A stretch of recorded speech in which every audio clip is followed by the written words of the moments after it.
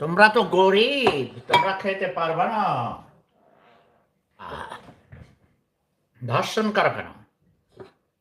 এই যে খাওয়া খাইতে পারবা গরিবরা? হ্যাঁ, অশিক্ষিত মূর্খ। মূর্খরাই তো গরিব হয়, তাই না?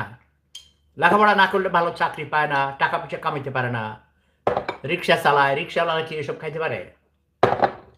তবে আমি শুনেছি বাংলাদেশে নাকি রিক্সাওয়ালারা বেশি ধনী এখন। হ্যাঁ, খাবা? গরম গরম। আও, আগুন থেকে উঠে এনেছি, ঠান্ডা হয়ে নেক। তোমাদেরকে একটু ইয়ে দিই, ধারণা দিই। হ্যাঁ, বাংলাদেশে চোদাচুদি বেড়ে গেছে।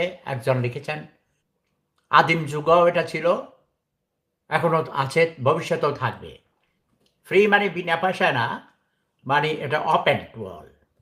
প্রত্যেক পাড়ায় পাড়ায়, মহল্লায়, অলিতে গলিতে কর্নার আছে।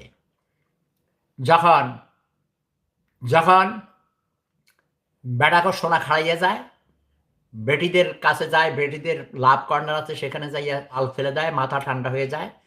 ৩০ টাকা ২০ টাকা ইউরো ইউরো আর কি দেয়, যা দেয় রেট। কতক্ষণ চুদবে এটা নির্ভর করে। এটা তারা আবার ডাক্তার আছে, ওষুধ আছে, এখানকার মিনিস্ট্রি আছে, তারা এটা নিয়ন্ত্রণ করে। Ministry of health and social ministry এরকম আছে। আর তোমরা ছেলেদের জন্য ছেলেদের, আবার সিরিয়াঙ্গারা আবার পোলার ফোন মারে তো।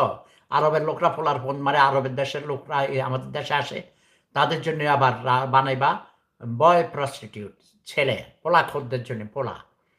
আবার পোলারা থাকবে, যেই পোলারা অনেক মেয়েরা আছে, তারাও আবার এসব করে, ও করতে চায়, তারা টাকা নিয়ে আসবে পোলাদের কাছ থেকে।